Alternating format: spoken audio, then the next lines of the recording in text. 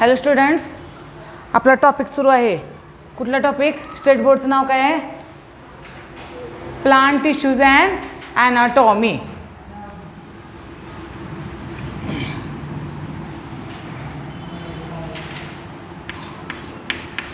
Plant tissues and anatomy.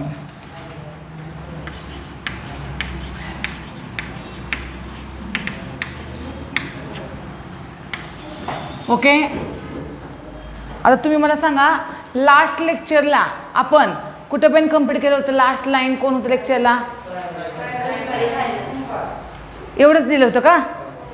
पाचची नावं दिली होती? मेटाझायलेम.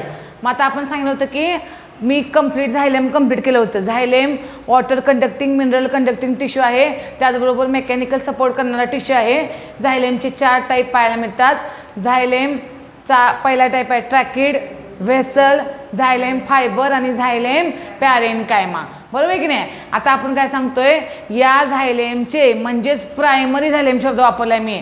आता मी तुम्हाला याचं मिनिंगही सांगितलं होतं. प्रायमरी झायलेम म्हणजे काय? तर सुरुवातीला प्रायमरी झायलेमचा अर्थ काय सांगायचं आपल्याला? अगदी सुरुवातीला जो झायलेमचा पार्ट तयार होतो त्याला म्हणायचं प्रायमरी झायलेम. म्हणजे सुरुवातीला प्लांट बॉडीमध्ये जे झायलेम तयार होतं त्याला काय म्हणाले आपण? प्रायमरी झायलेम. आपण सांगितलं होतं या प्रायमरी झायलेमचे 2 टाईप पडतात.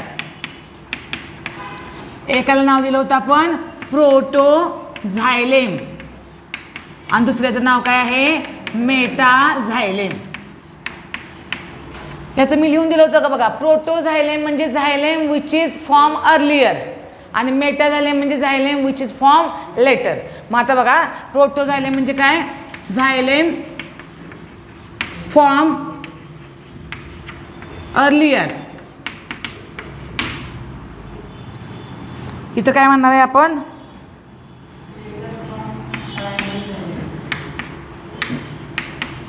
झायलेम फॉर्म लेटर. दोन्हीचा अर्थ एकच, म्हणजे तुम्हाला मी लिहून दिलं असेल ते किंवा हे एकच. म्हणजे काय? तर जेव्हा प्रायमरी झायलेम सुरुवातीला तयार होतं, जे झायलेम प्लांट बॉडीमध्ये, त्याला आपण म्हणतो प्रायमरी झायलेम. मग या प्रायमरी झायलेमचे परत 2 प्रकार आहेत, प्रोटो आणि मेटाझायलेम. म्हणजे यामध्ये पण सुरुवातीला जे झायलेम पार्ट तयार होईल त्याला तुम्ही म्हणणार आहात प्रोटोझायलेम आणि नंतर जे झायलेम तयार होईल त्याला म्हणायचं मेटाझायलेम. ॲक्च्युली प्लांटमध्ये जर तुम्ही डायग्राम बघितली तर तुम्हाला बघा प्रोटोझायलेम असे पाहायला मिळतात आणि मेटाझायलेम काय पाहायला मिळतात? असे मोठे पाहायला मिळतात. त्यामुळे सुरुवातीला तयार झालेला प्रायमरी झायलेमचा एलिमेंट प्रोटो आणि नंतर तयार झालेला प्रायमरी झायलेमचा एलिमेंट मेटा.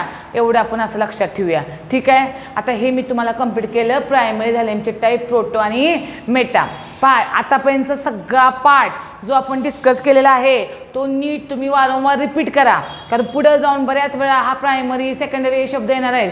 त्यावेळी आपलं कन्फ्युजन नको की प्रायमरी काय आणि सेकंडरी काय. तर मला तुम्हाला सांगायचं आहे, हे लिहिलेलं जेवढं तुम्ही टेक्स्टबुकमध्ये आहे, म्हणजे तुमच्या वहीमध्ये लिहित आहे रोज लेक्चरचं झायलेमचं, आणि आज मी तुम्हाला फ्लोएम शिकवणार आहे. तर ते सगळं झायलेमचं कंटेंट नीट वाचा.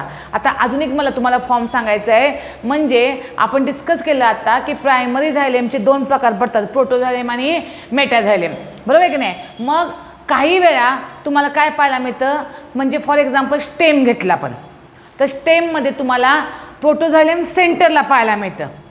स्टेममध्ये प्रोटोझायलेम सेंटरला पाहायला मिळतं आणि मेटाझायलेम पेरिफेरीला पाहायला मिळतं. म्हणजे फॉर एक्झाम्पल हे स्टेमचं सेक्शन घेतलं मी. हां, तर स्टेममध्ये प्रोटोझायलेम तुम्हाला कुठे पाहायला मिळतात? सेंटरला. आणि मेटाझायलेम कुठे पाहायला मिळतात? पेरिफेरीला. अशा स्टेमच्या कंडिशनला काय म्हणायचं? एंडार्च. याला काय म्हणायचं? एंडार्च. Endarch condition. डायग्राम काढायची नाही, काय नाही, मी फक्त तर लिहिणार आहे तेवढं लिहून घ्यायचं. हे मी सगळं तुम्हाला काय करते? एक्सप्लेन करते. त्यामुळे तुम्ही काय फक्त लक्षात घ्या, डायग्राम लक्षात घ्या. ही मी सेक्शन कोणाचा घेतला? स्टेमचा. स्टेममध्ये आपण काय सांगितलं? प्रोटोझायलेम कुठे दाखवले? सेंटरला. स्मॉल आहे ते प्रोटोझायलेम आहेत आणि हे काय आहेत? मेटाझायलेम आहेत. जर मी रूटचा सेक्शन घेतला, तर बघा, समजा ही डायग्राम मी रूटशी काढलेली आहे, तर रूटमध्ये जे अपोजिट कंडिशन पाहायला मिळणार आहे. प्रोटोझायलेम कुठे पाहायला मिळणार? पेरिफेरीला. आणि मेटाझायलेम कुठे पाहायला मिळणार? सेंटरला. ह्याला कसली कंडिशन म्हणायची? एक्झार्च. ह्याला कशी कंडिशन म्हणायची? एक्झास्ट. मग आता तुम्ही मला सांगा, तुम्ही दोन्हीपैकी एक लक्षात ठेवलं, तुम्ही एन डॅश लक्षात ठेवली स्टेममध्ये आणि एन डॅशमध्ये लक्षात ठेवलं प्रोटोझायलम सेंटरला आणि मेटाझायलम पेरिफेरला, तर आपोआप एक्झाज लक्षात राहील की नाही, कारण एक्झाज अपोजिट करायचं आहे. स्टेममध्ये जर एंडाज कंडिशन असेल तर त्याच्याबरोबर अपोजिट कुशनामध्ये असणार आहे रूटमध्ये एक्झाज कंडिशन. आणि त्यामुळे आता हे 2 पॉईंट आपण लिहून घेऊया की प्रोटोझायलम जर सेंटरला असेल तर त्याला मिळायचं एंडार्च, प्रोटोझायलम पेरिफेरल असेल तर एक्झाज. पण तुम्ही लिहिल्यानंतर फक्त एंडाज आणि एक्झाम्पल स्टेम लक्षात ठेवा, आपोआप तुमच्या लक्षात राहील त्याच्या अपोजिट एक्झाज म्हणजे root. So here below this primary xylem will write what is mean by endarch and the exarch.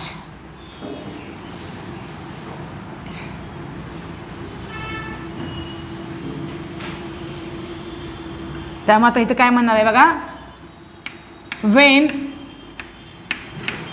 protoxylem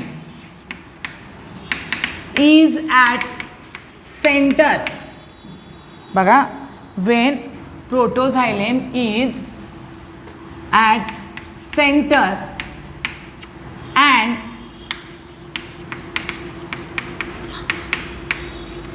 metaxylem is at periphery. Metaxylem तुम्ही असं करू शकता, प्रोटोझायलमला अंडरलाईन करा, सेंटरला अंडरलाईन करा, मेटाझायलमला अंडरलाईन करा, पेरिफेरीला अंडरलाईन करा. When protoxylem is at centre and metaxylem is at periphery is called endarch.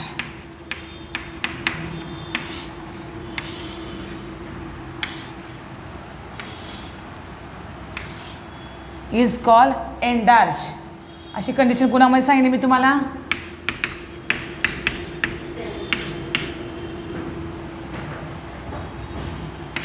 म्हणून फक्त एंडार्च आणि एक्झाम्पल लक्षात ठेवूया. आता त्याच्या अपोजिट वेन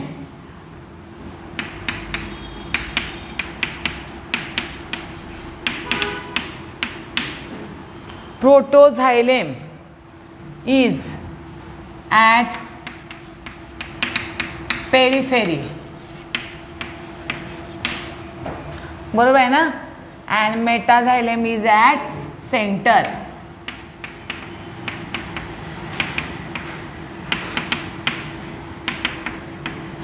त्याला काय म्हणणार आपण, काय सांगितलं मी आता, एक्झार्च.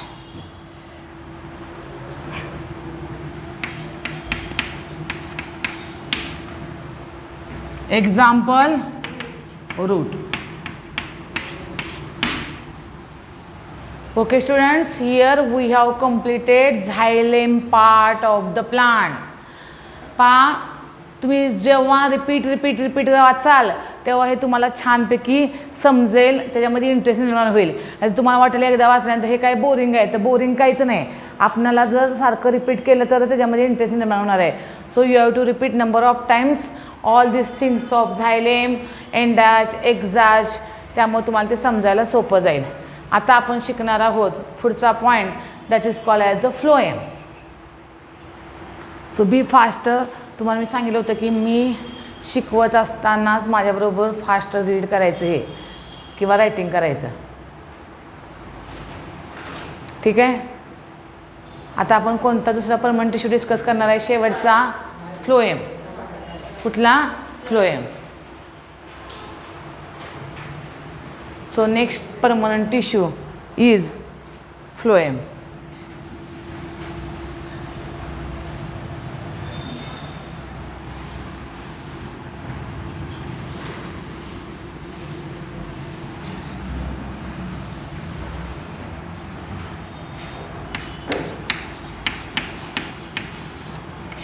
अगदी सुरुवातीलाच आपण फ्लोएमचं फंक्शन सांगितलं होतं. काय सांगितलं होतं सांगा बघू.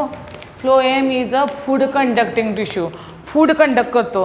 मग आपल्या सगळ्यांना माहित आहे प्लांटचा कोणता पार्ट फूड तयार करतो सांगा बघू. लीव्ज.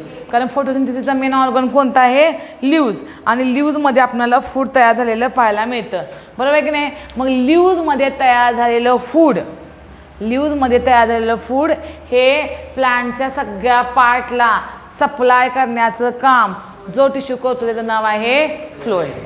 मग आता आपण काय डिस्कस करणार आहोत. पहिल्यांदा आपण फ्लोएमचं फंक्शन लिहिणार आहोत. नंतर आपण काय बघणार आहोत, जसं झायलेमचे 4 पार्ट बघितले, 4 एलिमेंट बघितले, तसे फ्लोएमचे आपल्याला 4 एलिमेंट बघायचे आहेत आणि मग आपल्याला सायमल्टेनियसली 4 एलिमेंट काय करायचे आहेत एक्सप्लेन करायचे आहेत. मी आता फ्लोएमच्या बाबतीत काय करणार आहे, ॲट ए टाईम 4 एलिमेंट तुम्हाला एक्सप्लेन करणार आहे, म्हणजे मला कंपॅरेटिव्हली एलिमेंटमधला डिफरन्स सांगता येईल. ठीक आहे, त्यामुळे नेहमीप्रमाणे बोर्डवर मी आखून ते टेबलर फॉर्ममध्ये लिहिणार आहे. आधी आपण लिहूया फंक्शन ऑफ द फ्लोएम. तर आपण फ्लोएममध्ये सुरुवातीच्या ह्याच्यामध्ये काय सांगणार आहोत, तर फ्लोएमला दुसरं नाव बास्ट असतं, BAST. NCERTमध्ये तुम्ही बघा फ्लोएमला दुसरं नाव काय, बास्ट. त्यामुळे इथं ब्रॅकेटमध्ये तुम्ही असं लिहून घ्या,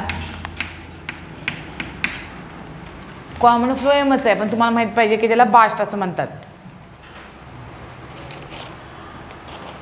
okay, so will write first function it transport food from leaves to the other parts of the plant.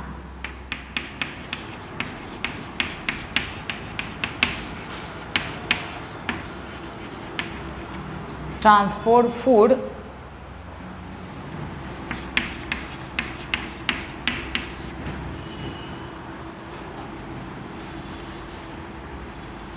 from leaves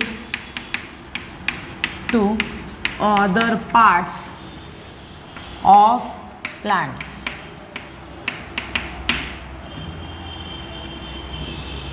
next point ह्याच्यामध्ये काय बघायचं आहे आपल्याला बघा,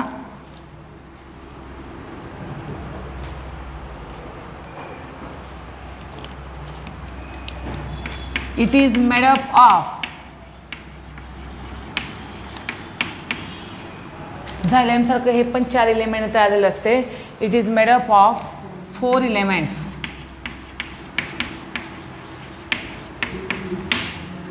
सिवट्यूब element, companion cell, phloem fibre आणि फ्लोएम पॅरेन्कायमा. म्हणजे फक्त आपल्याला सिवट्यूब आणि कंपॅनियन वेगळं लक्षात ठेवायचे आहे. तिकडं झायलेम फायबर, इकडं फ्लोएम फायबर, तिकडं झायलेम पॅरेन्कायमा, इकडं फ्लोएम पॅरेन्कायमा. मग नाव लिहूया आपण पहिलं.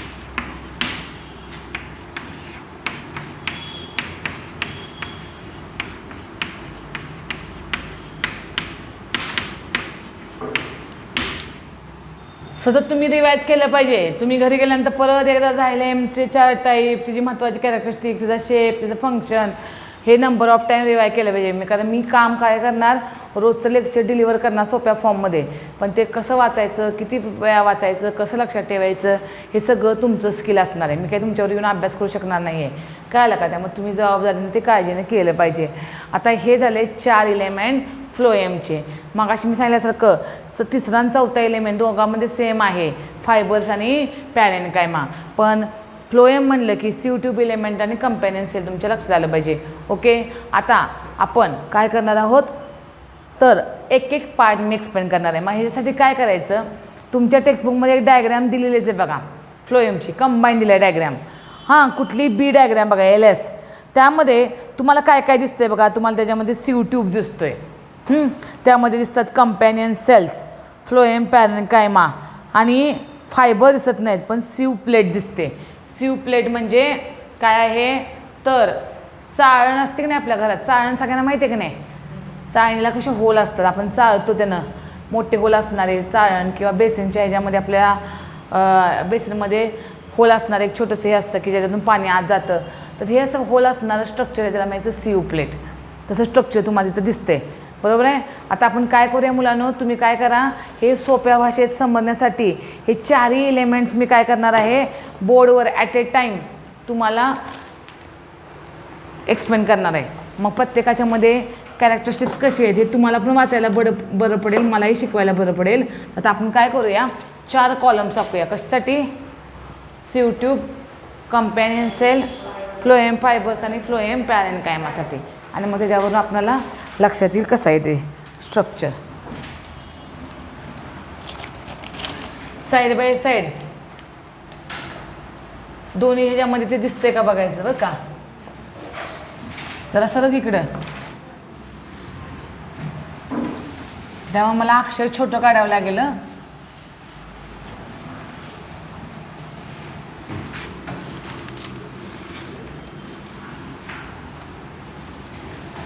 हे पण पुसते मी, त्याच्या जागा मिळणार नाही आपल्याला. पहिले कुठलं बघतो आपण कॉम्पोनंट. CO2 दिसते का इथलं? दोन्ही याच्यामध्ये बघ. तुम्ही पण द्यावर नोटबुकमध्ये तुमच्या.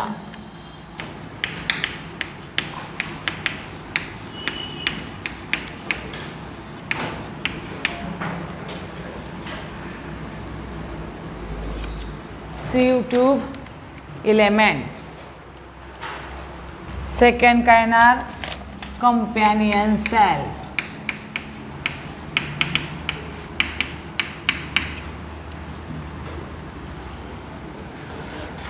थर्ड काय येणार आहे? फ्लोएम पॅरेन्कायमा. हां फ्लोएम काय? तेच की फ्लोएम फायबर आणि फ्लोएम पॅरेन्कायमा. हां हां कुठलंही घेतलं चालते, फायबर घेतलं चालते, ते काही सिक्वेन्स नाही, आपण टाईप बघतोय. त्यामुळे शेवटी फायबर घ्या, मध्ये पॅरेन्कायमा घ्या, काही फरक पडत नाही. ठीक आहे, आपण काय लिहूया? Phloem fibres.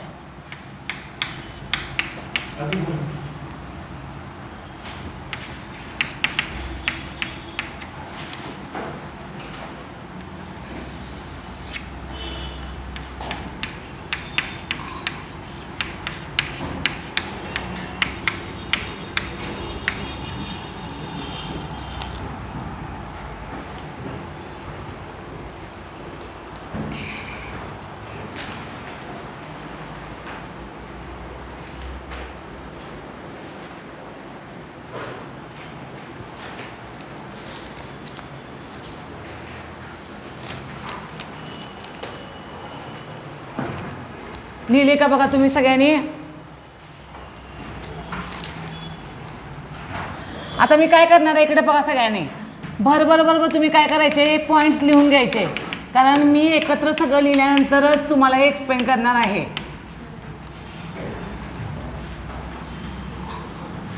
नुसतं लिहून घेणं आपला उद्देश नाही, तर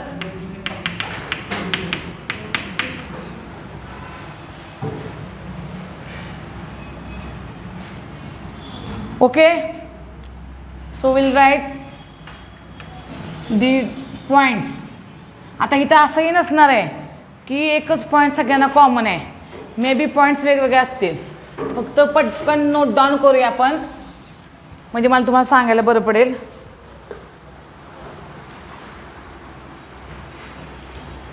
खाली पडला.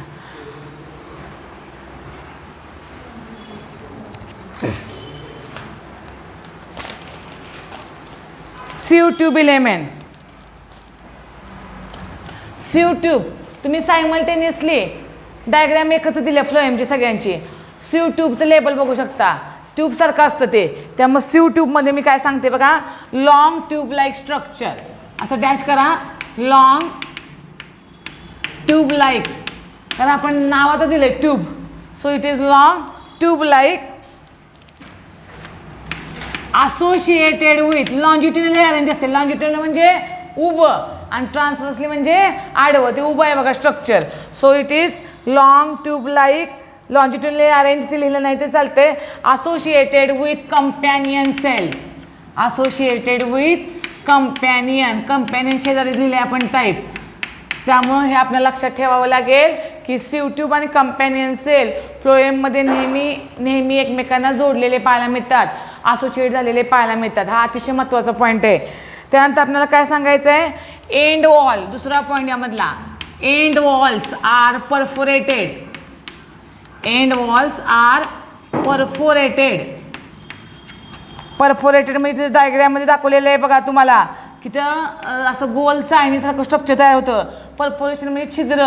एंड वॉलला असे छिद्र असतात, परफोरेशन असतात, आणि त्यामुळं काय पाहायला मिळतं? सीव प्लेट. सीव म्हणजे चाळण ॲक्च्युली जात होतो. To form sieve plate. तिथं चाळणीसारखं स्ट्रक्चर आपल्याला तयार झालेलं पाहायला मिळतं.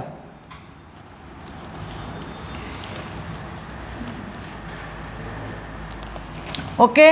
ह्यामध्ये सांगायचं आपल्याला mature sieve tube, mature sieve tube lack nucleus, lack म्हणजे ॲबसेंट. जेव्हा सिवट्यूब सुरुवातीला तयार होतो तेव्हा त्याच्यामध्ये न्यूक्लियस असतो, पण मॅच्युअर झालं की त्या सिवट्यूबमध्ये न्यूक्लियस काय होतो, ॲबसेंट राहतो. लॅक म्हणले आपण न्यूक्लियस, म्हणून तो काय असणार आहे, डेड. न्यूक्लियस नसेल तर ते काय असणार आहे, डेड असणार आहे. फंक्शन, आता ह्याचा न्यूक्लियस नाही, मग ह्याचं फंक्शन कोण कंट्रोल करतं. So function of sieve tube is control bye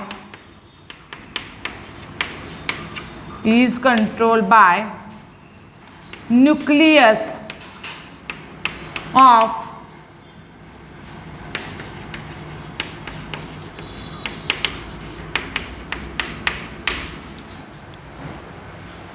companion cells.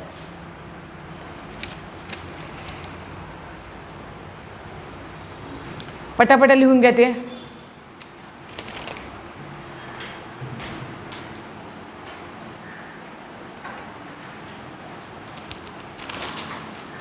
आणि नुसतं लिहून घ्यायचं नाही, तर मी तुम्हाला आत्ताच ह्या पहिल्या हातला क्वेश्चन सांगितला, नीटला क्वेश्चन विचारला जातो.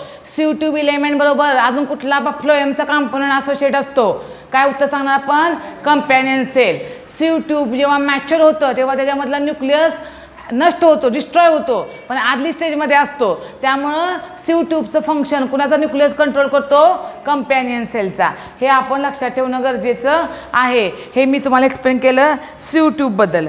ठीक आहे. आता आपण त्याचं फंक्शन बघणार आहोत. सिवट्यूबचं काय आहे function, conduction of food material from the leaves. जागा आहे इथं खाली, लास्ट पार्ट दिसतो ना तिथं का नाही दिसत, हा शेवटचा. त्यामुळे इथं फंक्शन लिहा. Function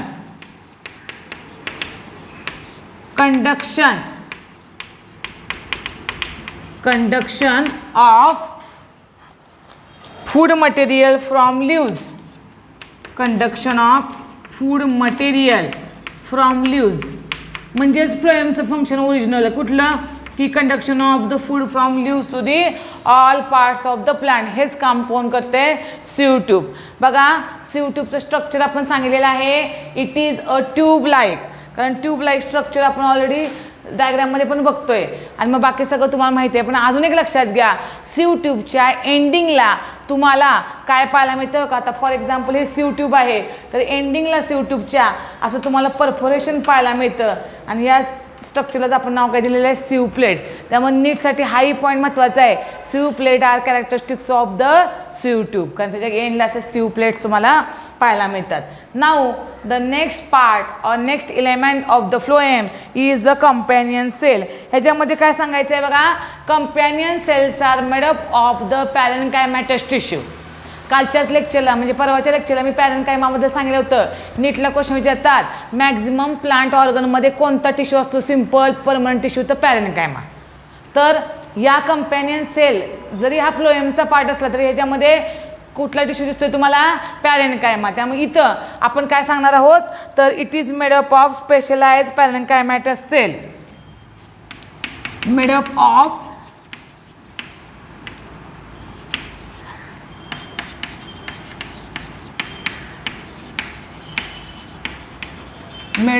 पॅरेन्कायमॅटस cell. पॅरेन्कायमॅटस सेलनं, पॅरेन्कायमॅटस टिश्यूनं, कुठलाही अर्थ घ्या, सेल म्हणा टिश्यू म्हणा, पॅरेन्कायमॅटस सेल किंवा टिश्यूनं तयार झालेला ऑर्गन आहे. ठीक आहे. यामध्ये आपल्याला काय पाहायला मिळतं, आता इथं पहिल्या ह्याच्यामध्ये सांगितलंच की सिव प्लेट आणि सिव ट्यूब आणि कंपॅनियन सेल एकत्र असतात. पण कसे एकत्र असतात, तर दोघांच्यामध्ये पीत असतं, पीत. हे आधी मी शिकवलं होतं तुम्हाला. सपोज बघा, एक मिनिट लक्षात घ्या, हे समजा सिव ट्यूब आहे आणि हे काय आहे, कंपॅनियन सेल आहे. तर दोघं या पीतने एकमेकांना काय असतात, कनेक्ट असतात. पीत लाईक द प्लाझ्मोडेस्माटा, इंटरकनेक्शनसाठी पीतचा रोल पाहायला मिळतो. म्हणून आपण दुसऱ्या पॉईंटमध्ये काय लिहूया, companion cell and sieve tube are connected, interconnected with the help of pit. So companion cell and sieve tube are interconnected with the help of pith. So pith is very very important part of this sieve tube. आता मी इथं लिहिते याचं function. पुढचा point काय आहे? Function of the companion cell. What is the function? Maintain pressure gradient in sieve tube. Maintain pressure gradient in sieve tube. बघा बरं, आपण कंपॅनियन सेलचं फंक्शन काय लिहिलेलं आहे? तर sieve ट्यूबमधलं प्रेशर ग्रेडियंट. प्रेशर ग्रेडियंट म्हणजे तुम्हाला माहीतच आहे की प्रेशर हाय, लो, मिडियम ह्याला म्हणतो आपण प्रेशर ग्रेडियंट. जे आवश्यक आहे फ्लोएमचं वर्किंग करण्यासाठी ते सगळं प्रेशर sieve ट्यूबमध्ये मेंटेन करण्याचं काम कोण करतं? Companion cell. So what is the function of companion cell? कारण ऑलरेडी सांगितलेलं आहे आपण sieve ट्यूबच्या न्यूक्लियस नाही आहे sieve ट्यूबमध्ये, म्हणून त्या न्यूक्लियस कंपॅनियन सेलचा फंक्शन कंट्रोल करतो sieve ट्यूबचे, आणि sieve ट्यूबमध्ये प्रेशर ग्रेडियंटसुद्धा मेंटेन करतो. त्यामुळे कंपॅनियन सेल आणि sieve ट्यूब सेल एकमेकांना इंटरकनेक्ट होतात पिथनं. हा एक लक्षात ठेवायचा आहे. आणि मग सगळ्यात महत्त्वाचं लक्षात ठेवायचं आहे function of the companion cell that is to maintain the pressure gradient in sieve tube. आता तिसरा पॉईंट आपण कोणता सांगितलेला आहे? Phloem fibres. आता फ्लोएम फायबरबद्दल काय सांगायचं आहे बघा आपल्याला. फ्लोएम फायबर जे आहेत हे फ्लोएम फायबर्स, आता तुम्हाला मी मागंही सांगितलं होतं, कालच्या लेक्चरला आपण झायलेम फायबर म्हणलं बघितलं होतं. फायबर म्हणलं की स्क्लेरेन्कायमॅटस टिश्यू.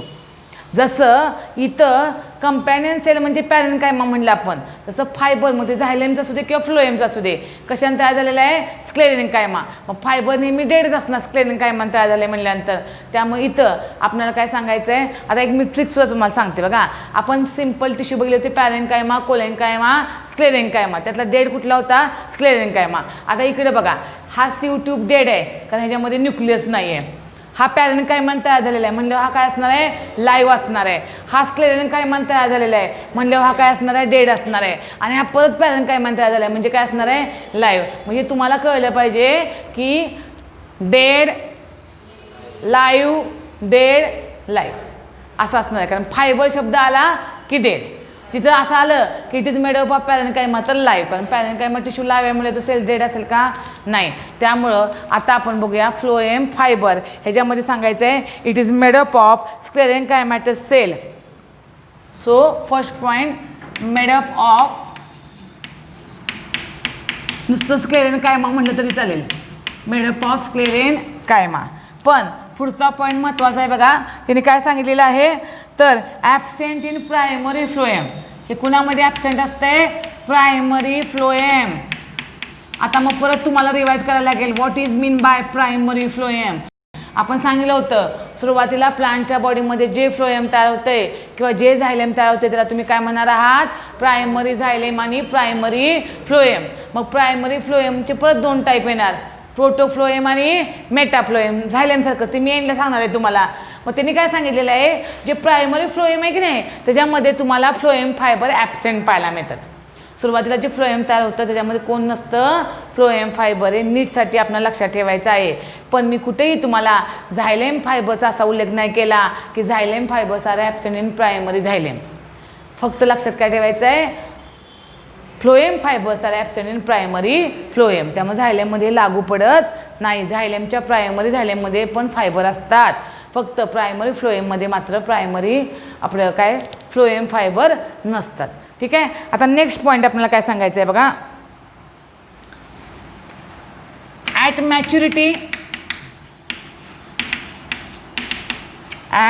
मॅच्युरिटी लूज प्रोटोप्लाझम किंवा लॉस्ट म्हणूया आपण, अँड बिकम डेड. म्हणजे यंग स्टेजमध्ये त्यांच्यामध्ये पण प्रोटोप्लाझम असतो, न्यूक्लियस असतं. पण मॅच्युअर झालं फायबर की प्रोटोप्लाझम लॉस होतो, न्यूक्लियस नष्ट होतो, सायटोप्लाझम नष्ट होतो आणि तो काय बनतो? डेड बनतो. नेक्स्ट फ्लोएम फायबर्स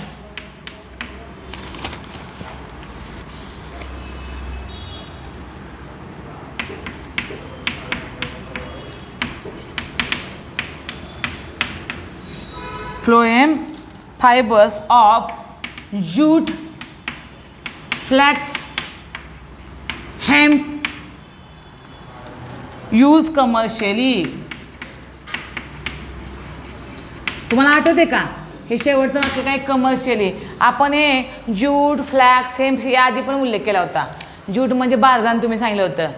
हां, हेम्प म्हणजे मी तुम्हाला सांगितलं होतं की गुगलवर इमेज बघा, जवसासारखं वगैरे असं एक झाड आहे. आणि सॉरी, फ्लॅक्स म्हणजे सांगितलं होतं की जवसारखं झाड आहे. हेम्पचा अर्थ मी भांग सांगितलं होतं. त्याच्यापासून भांग पण काढले जाते आणि फायबर पण काढले जातात. तर मला सांगायचं काय माहिती आहे का, या प्लांटमध्ये ज्यूटच्या, फ्लॅक्स आणि हेम्पच्या प्लांटमध्ये फ्लोएम फायबरचा रोल कमर्शियली केला तो. म्हणजे या प्लांटमधून फ्लोएम फायबर, दोरी, दोरखंड वगैरे हे सगळं तयार करण्यासाठी वापरलं जातं. फायबरचा रोल तुम्हाला लक्षात येतोय. Now will discuss function of the phloem fiber. Mechanical support. Fiber म्हणलं की दोरीचा रोल काय असतो? सपोर्ट असतो. So mechanical support and protection of to the soft tissue. So write down here function.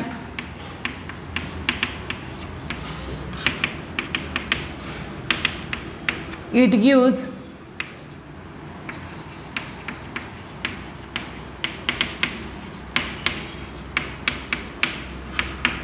mechanical support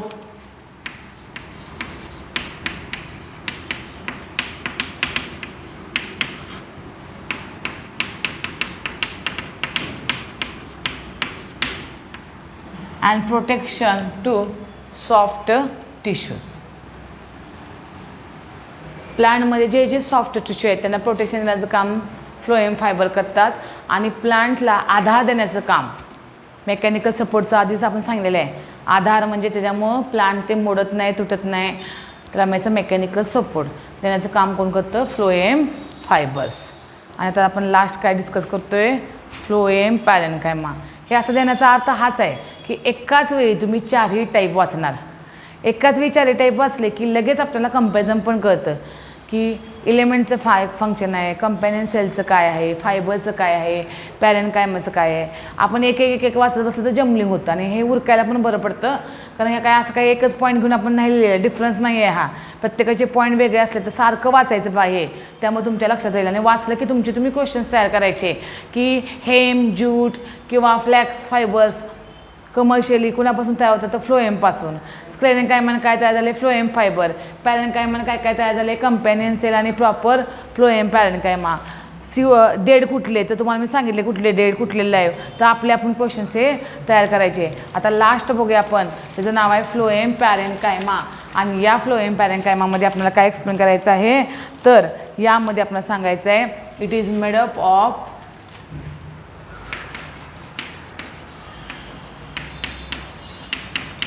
पॅरेन्कायमा. नावातच आहे इथं.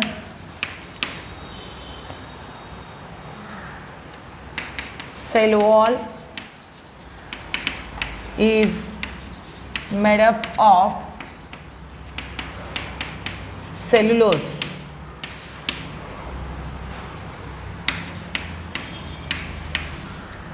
and has pith absent in monocot. तुम्हाला मी मागे सांगितलं या टॉपिकमध्ये बरेच आहे, कुणामध्ये ॲबसेंट कुणामध्ये प्रेझेंट. Absent in monocot. आणि आता आपण बघूया डायरेक्ट ह्याचं फंक्शन. फंक्शन काय आहे बघा. फंक्शन स्टोअर फूड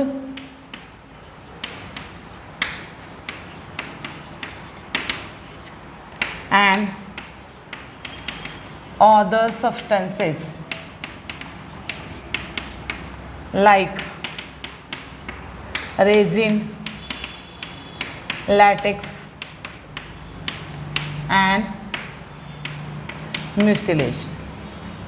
तुम्ही कसं करायचं, तुम्ही फ्लोएम पॅरेन्कायमा वाचल्यानंतर तुम्हाला झायलेम पॅरेन्कायमाच काय काय आठवते बघायचं. कालच्या लेक्चरला आपण शिकलो होतो झायलेम पॅरेन्कायमा स्टार्च फॅट स्टोअर करतं, टॅनिन स्टोअर करतं आणि रेडियल कंडक्शन ऑफ वॉटरसाठी इम्पॉर्टंट आहे.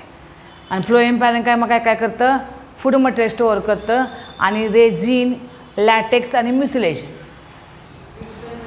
चिकट पदार्थ. तेच सांगत होते मी आत्ता तुम्हाला की रेझिन म्हणजे चिकट असा द्रव, म्युसिलेज म्हणजे पण चिकट द्रव आणि लॅटेक्समध्ये पण चिकट द्रव.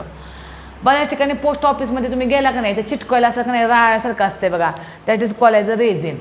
तिन्ही चिकट असे द्रव आहेत, गमसारखेच. आता गम वेगळं म्हणजे तुम्हाला सांगायचं काय, लॅटेक्स, रेझिन, म्युसिलेज, गम हे सगळे एका कॅटेगरीचे चिकट असा द्रव असतो. हे सगळे ना प्लांटमध्ये सेकंडरी मेटाबॉलाइट असतात, प्लांटला ह्याची गरजच नसते, हे सिक्रेट करतात. मग काही प्लांटचे टिश्यू हे स्टोअर करतात आणि काही तुम्हाला पाहायला मिळतं झाडावर तसंच असलं की माणूस ते बाय प्रॉडक्ट म्हणून कलेक्ट करतं. तर बघा आपल्याला सांगायचं हे आहे की तुमचं काम काय आहे, तुम्ही जेव्हा फ्लोएम पॅरेन्कायमाचे फंक्शन वाचता तेव्हा तुम्ही लगेच आठवते का बघा झायलेम पॅरेन्कायमाचे काय फंक्शन आहेत हे रिवाईज करायचं. जेव्हा तुम्ही फ्लोएम फायबर रीड करणार आहात तेव्हा तुम्हाला झायलेम फायबरबद्दल काय आठवते का हे बघा, म्हणजे कंपॅरेटिव्हली स्टडी करणं खूप खूप गरजेचं आहे. बरोबर आहे की नाही. तर ऐकलं लगेच डोक्यात गेलं असं होईल का सांगा बघू. इतकं सोपं असेल तर तुम्ही क्लास लावला असता का स्पेशल नीटसाठी किंवा इंजिनिअरिंगसाठी, जेईसाठी? नाही. तर ट्रिक्स डेव्हलप करायचे आपण आणि वारंवार रिवाईज करायचं. तर हे फ्लोएम पॅरेन्कायमा तयार झाले म्हणून तर त्याला फ्लोएम पॅरेन्कायमा म्हणतो. फ्लोएम पॅरेन्कायमामध्ये आपण ऑलरेडी डिस्कस केलेलं आहे की सेल्युलोज असतो सेल वॉलमध्ये. कुणामध्ये ॲबसेंट असतं फ्लोएम पॅरेन्कायमा? मोनोकॉटमध्ये. फ्लोएम फायबर कुणामध्ये ॲबसेंट असतात? प्रायमरी फ्लोएममध्ये. हे तुम्ही हायलाईट केलं पाहिजे. त्यानंतर फंक्शन्स बघा, फूड स्टोअर करणं आणि आता सांगितलं मी तुम्हाला काय काय दुसरे सबस्टन्स स्टोअर करतं, रेझिन, लॅटेक्स आणि म्युसिलेज. म्हणजे आपलं एमच राहिलं पाहिजे की आपल्याला हे सतत वाचलं पाहिजे अगदी पुढच्या वर्षी 2021च्या नीट एक्झामपर्यंत. आणि सोपं आहे, लक्षात ठेवायला खूप सोपं आहे. फक्त ते कॉन्सन्ट्रेशन देऊन ते समजून घेतलं पाहिजे आणि ते वारंवार वाचलं पाहिजे. So here we have completed the part of the phloem. फ्लोएमचं फंक्शन सांगितलं, फ्लोएमचे मी तुम्हाला 4 टाईप एक्सप्लेन केले. आणि आता आपल्याला यानंतर काय बघायचं आहे, तर जसं मी तुम्हाला सांगितलं की प्रायमरी झायलेमचे 2 टाईप, तसं प्रायमरी फ्लोएमचे पण काय असतात 2 टाईप. कुठले कुठले असणार आहेत? प्रोटोफ्लोएम आणि मेटाफ्लोएम. प्रोटोफ्लोएम कुठे तयार होणार आहे? अर्लियर. मेटाफ्लोएम नंतर कधी तयार होणार आहे? प्रोटोफायलम झाल्यानंतर. इथं मात्र एंडाचे एक्झाम शिकायचं नाही, ते ऑलरेडी आपण आधी घेतलेलं आहे. So write down the last sentence, लिहून घ्या खाली शेवटचा part. Primary phloem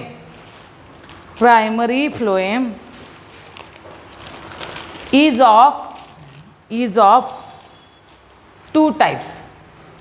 Primary phloem is of 2 types. Protoploem, proto PROTO आणि त्याच्या पुढे फ्लोएम जोडायचं. Protophloem form earlier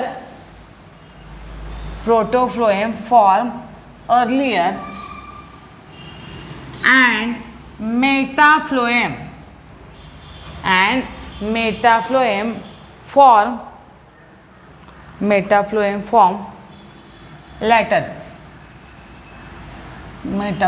form later.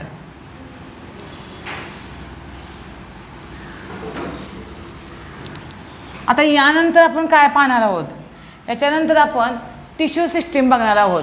त्याच्यामध्ये मी तुम्हाला epidermal tissue system, ground tissue system आणि तिसरी जी सिस्टीम आहे व्हॅस्क्युलर टिश्यू सिस्टीम शिकवणार आहे. मग आपण नेक्स्ट लेक्चरला काय स्टार्ट करणार आहोत? Tissue system. तोपर्यंत टिश्यूपासून खूपच सोपं आहे पुढचं, स्टोमॅटा वगैरे इंटरेस्टिंग पार्ट आहे. पण तोच्या आधीचा हा झायलेम फ्लोएम तुम्हाला परफेक्ट केला पाहिजे. फ्लोएम पॅरेन्कायमा, कोलेन्कायमा, स्क्लेरेन्कायमा परफेक्ट केला पाहिजे. आणि मेरिस्टेमॅटिक टिश्यू आपण ऑलरेडी डिस्कस केलेलं आहे, पोझिशनवरनं, फंक्शनवरनं त्याचं टाईप्स कुठले कुठले आहेत ते. त्यामुळे टिश्यू सिस्टीम आपण बघणार आहे, ज्या टिश्यू सिस्टीममध्ये आपल्याला 3 टाईपच्या टिश्यू सिस्टीम डिस्कस करायच्या आहेत. त्यामध्ये पहिली आपण बघणार आहे epidermal tissue system. Tissue system झाल्यानंतर आपल्याला या टॉपिकमध्ये काय बघायचं आहे? TS म्हणजे ट्रान्सवर्स सेक्शन, आडवा सेक्शन. ट्रान्सवर्स म्हणजे आडवा. रूटचा, स्टेमचा आणि लीव्हचा सेक्शन घेतला. मग प्रत्येक वेळी आपण काय करणार आहे? Dicot root, monocot root comparison करून मी शिकवणार आहे. त्यामुळे इथून पुढे नंतर काय करणार आहे आपण? ब्लॅकबोर्डवरचे 2 टाईप करणार आहे.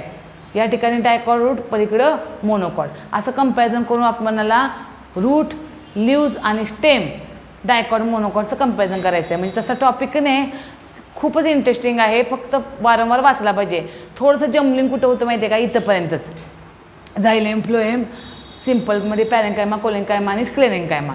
पण ॲक्च्युली टिश्यू सिस्टीम जी आपण उद्यापासून शिकवणार ती खूप इझी आहे, की ज्यामध्ये आपल्याला माहीत असलेलाच बराचसाच पार्ट आपण काय करणार आहोत, रिपीट डिस्कस करणार आहोत. ठीक आहे, एवढं रीड करा. मी आजच्या दिवशी तुमच्या ग्रुपला काय करेन, टिश्यू सिस्टीम शिकवल्याशिवाय पाठवायला नको. जे शिकवलेलं नाही ते वाचत बसायचं नाही. फ्लोएम मी पाठवेन आज किंवा पाठवले का मी कन्फर्म करते, ते फक्त रीड करा NCERT मला. तेच मी तुम्हाला आत्ता घेतलं आहे.